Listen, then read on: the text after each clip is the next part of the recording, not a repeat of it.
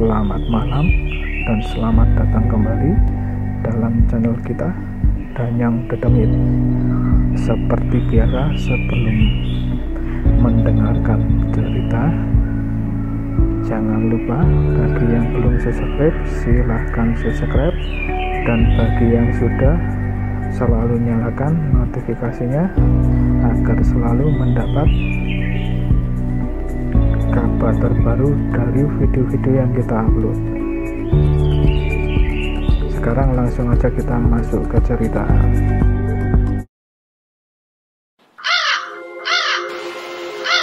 Hei, apa kabar semuanya?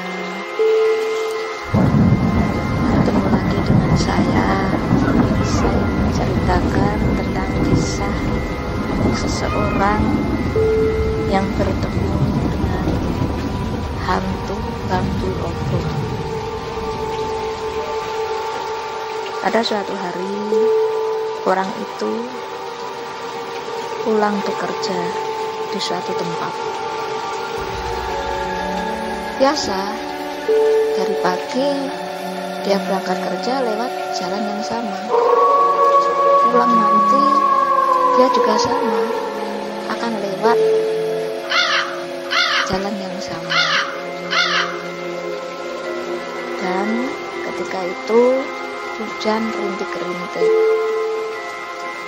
nggak begitu deras hujannya, cuman hujan itu sudah sejak tadi pagi sampai siang, bahkan sore masih hujan.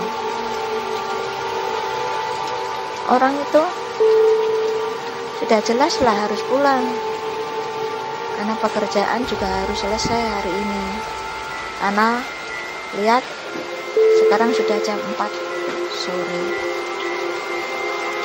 Pulanglah dia ke rumah dengan kondisi badan basah kuyup. Lalu seperti biasa di rumah dia akan sekedar istirahat dan juga mengerjakan pekerjaan rumahnya. Pada waktu itu belum ada yang namanya saluran air PDAM. Yang ada paling sumur atau belik atau sungai-sungai atau mata air yang sengaja dibikinkan lubang untuk menampung air. Orang itu teringat waktu kemarin pada musim kemarau, di mana dia akan mengambil air. Air itu diambil sebelum matahari terbit. Kalau sampai matahari terbit, udah keburu dia sama orang lain, udah keduluan. Akhirnya dia kira ini subuh. Nggak taunya ini bukan subuh, tepat setengah 1 malam. Datanglah dia dengan baterai mengambil air di sebuah sungai. Dan ketika dia akan lewat di sungai itu, dia pasti akan melewati sekelompok atau serumpun bambu yang letaknya terpisah-pisah. Ada bambu hitam, ada bambu hijau, ada bambu kuning dalam satu tempat itu. Ketika pengambilan air yang pertama, tidak terjadi keanehan.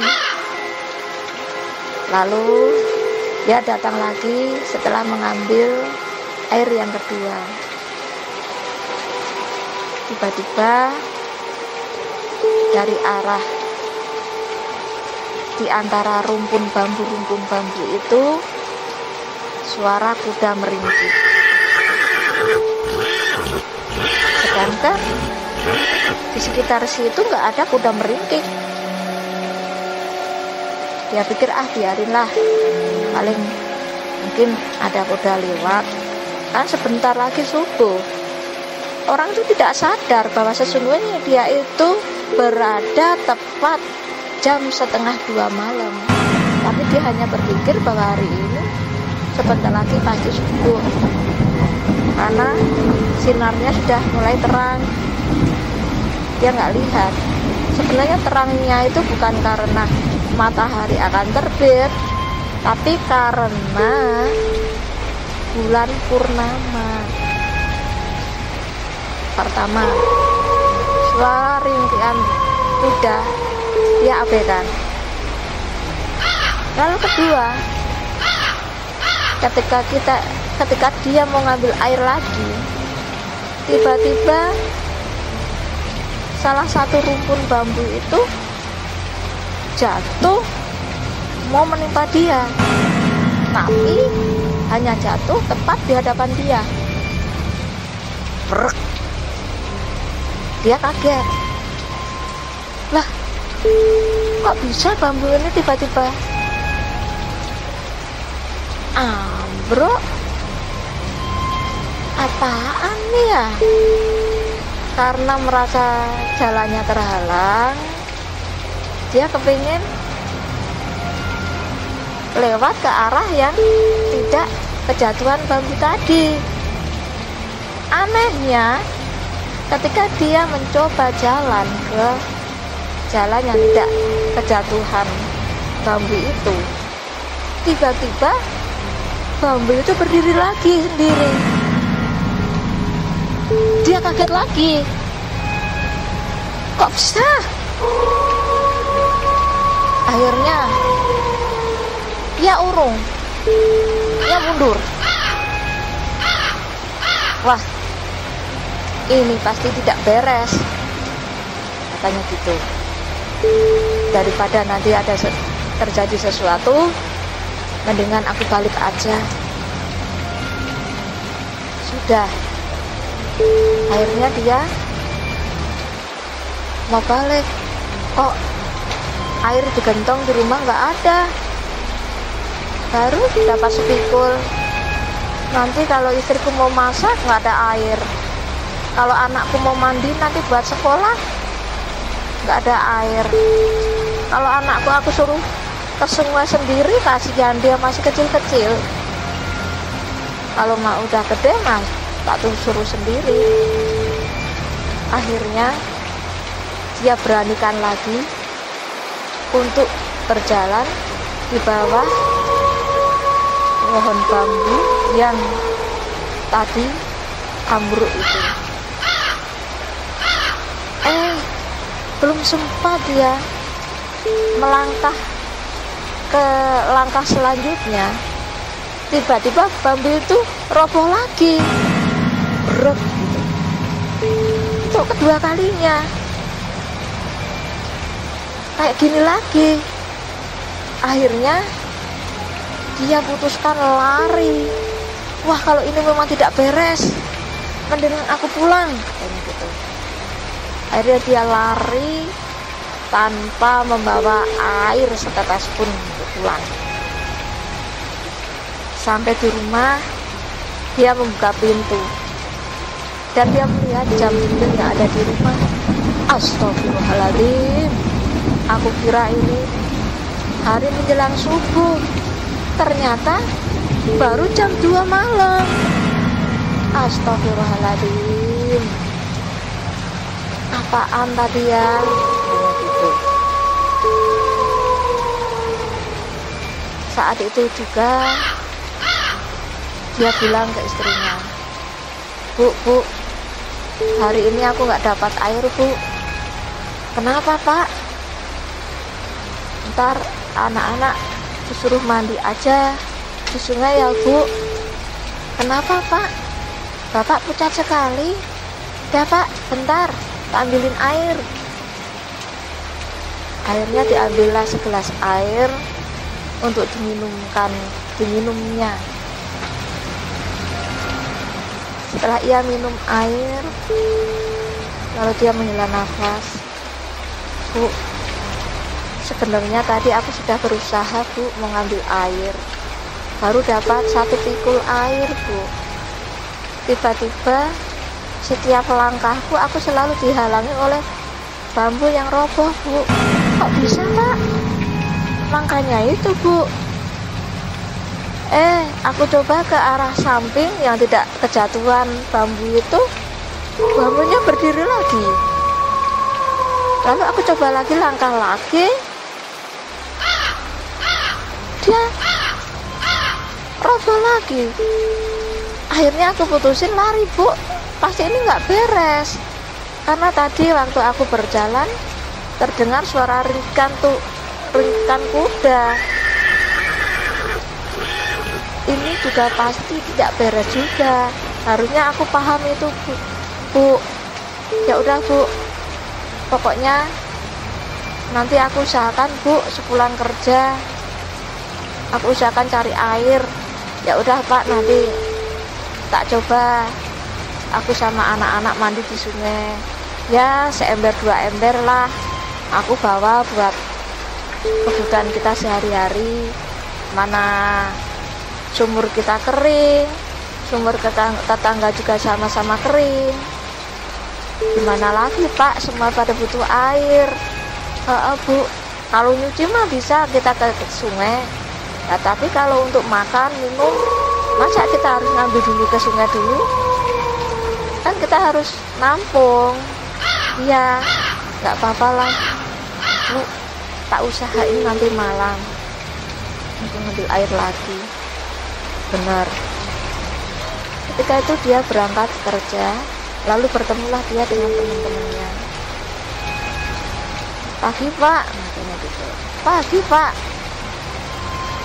Tumben, udah awal udah datang, Pak. Iya, biasalah, Pak. Daripada nanti kesiangan, nggak enak sama kepala bagian, katanya. Oh iya, silakan, Pak, selamat bekerja ya, kata temennya yang merupakan bawahannya dia juga. Akhirnya dia bekerja. Lalu waktu itu jam istirahat, dia cerita ke tukang kebun yang ada di situ. Pak, Bapak pernah merasakan adanya kejadian yang aneh nggak, Pak? Dia tanya gitu ke tukang kebun. Kejadian aneh yang gimana ya, Pak? Kata tukang kebun. Ini, Pak, tadi pagi itu kan saya nyoba ngambil air. Kok setiap kali saya melangkah selalu dihalangi oleh bambu yang roboh, dan itu berulang-ulang, Pak, sampai 3 kali. Nah, saya pikir ini pasti sesuatu yang tidak beres. Lalu, Pak, ya sudah, saya putuskan lari, Pak. Anehnya, sebelum kejadian itu, perasaan saya ada suara ringkikan kuda. Ya, gimana mah? Namanya ringkikan kuda ya. Ya, saya kira ya karena saya nggak lihat wujudnya ya, saya abaikan aja. Siapa tahu ada itu tukang delman lewat. Pak, tak kira sebentar lagi menjelang subuh. Nggak tahunya baru 1:30 malam, Pak, di sana saya lari pulang ke rumah. Sampai di rumah itu jam 2 malam, Pak. Oh, gitu, Pak. Wah, kalau itu saya rasa itu mah hantu, Pak. Hantu bambu. Saya lupa namanya, Pak, istilahnya apa gitu. Kayaknya kalau Bapak mau biar nggak diganggu dia, Saya pernah loh Pak disarankan sama orang yang tahu, kalau mau biar supaya Bapak nggak diganggu lagi, Bapak bekel aja tali yang terbuat dari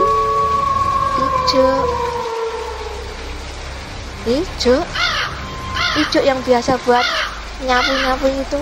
Iya Pak, Bapak cari talinya. Entar kalau bambu itu roboh Pak, coba Bapak ikat bambu itu. Tapi ingat Pak, ketika mengikat bambu itu Bapak jangan lupa sholawat, jangan lupa baca doa, sama minta sama yang di atas sana Pak, untuk perlindungan Bapak. Ya gimana ya Pak, saya butuh airnya, kasihan anak-anak saya ya, masih kecil-kecil, perempuan pula. Ya udah, kalau Bapak berani itu Pak, lah nanti Bapak bakalan tahu apa yang akan terjadi setelahnya. Lalu apa yang akan terjadi Pak? Ya nanti Bapak akan tahu kalau Bapak melakukan itu. Akhirnya sore pun menjelang dan sudah waktunya dia pulang ke rumah. Dan dia mencoba sore ini mengambil air. Ternyata di mata air yang akan dia ambil itu sudah banyak orang antri untuk mengambilnya, dan kemungkinan dia untuk dapat jatah air nggak akan ada karena airnya sudah mulai mengering dan mata airnya pun kecil. Akhirnya dia putuskan pulang, nggak jadi mengambil air. Ya udahlah, nanti malam aku coba ngambil air, siapa tahu, katanya gitu. Bener, malam dia mencoba ngambil air. Nah, kali ini dia dapat 1 pikul dengan lancar.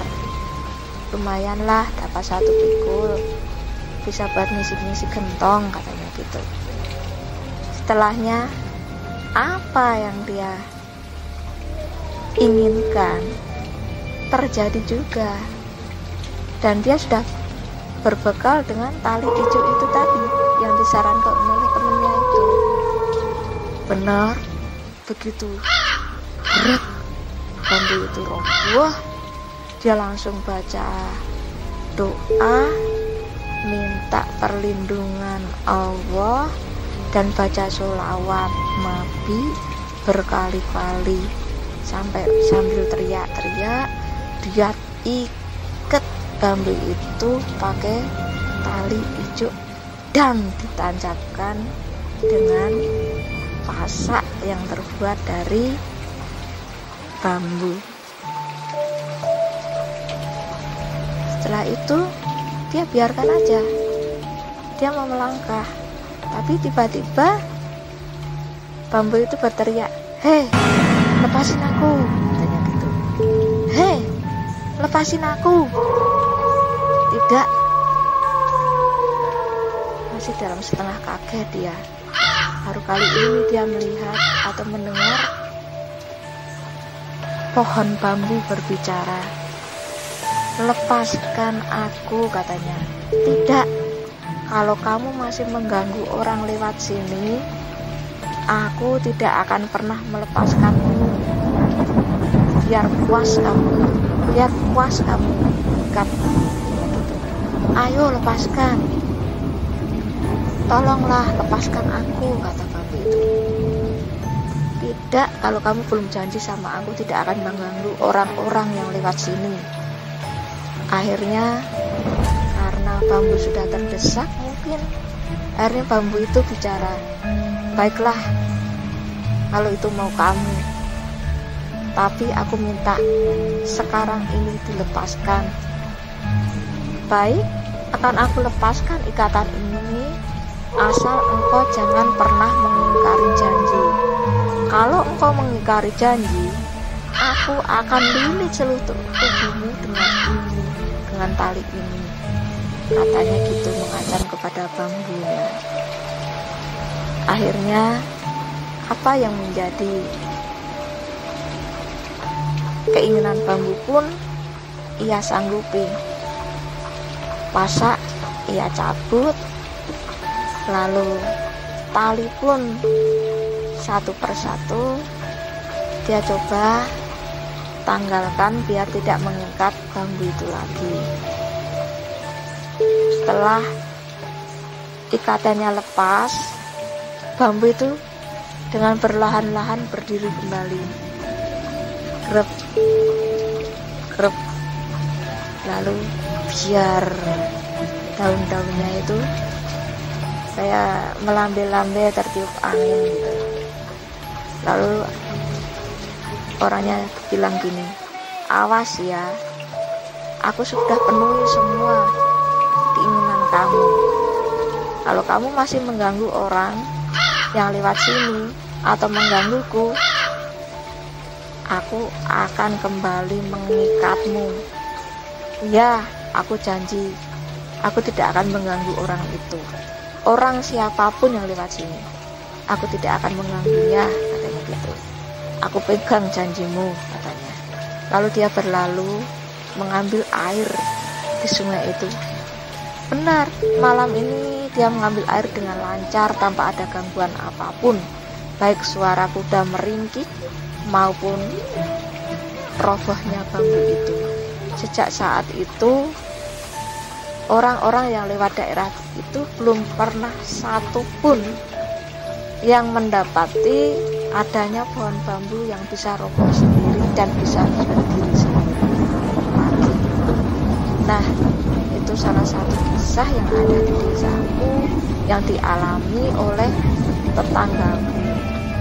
Dan tetanggaku itu adalah dulunya hanya bekerja sebagai tukang kebun, lalu menaik jabatan menjadi pegawai tetap di sebuah instansi pemerintah yang ada di seputaran kabupaten di daerahku. Nah teman-teman, yang namanya hantu itu wujudnya macam-macam, dan biasanya mereka suka mengganggu manusia karena memang itu sudah dasar sikap usilnya dia. Sejak saat itu, orang-orang yang lewat di jalan itu tidak pernah lagi mendengar yang namanya jeritan ringkikan kuda atau adanya sekelebat bayangan perempuan atau suara perempuan yang tiba-tiba menegurnya malam-malam masih mandi, nggak ngebagiin sama yang lain. Kadang gitu loh dia ngomong gitu, tapi nggak tahu wujudnya kayak apa. Itu juga di dalam satu tempat ini. Atas perhatiannya dan kesetiaan kawan-kawan semua untuk mendengarkan cerita saya ucapkan banyak-banyak terima kasih. Salam Bebe.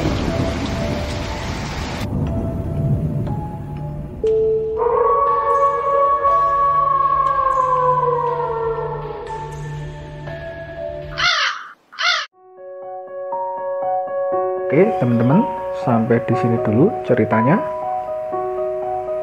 Jangan lupa nantikan kembali cerita horor berikutnya hanya di channel Danyang Dedemit. Jangan lupa bagi yang sudah subscribe selalu nyalakan lonceng notifikasinya agar selalu mendapat info video-video terbaru yang kita upload.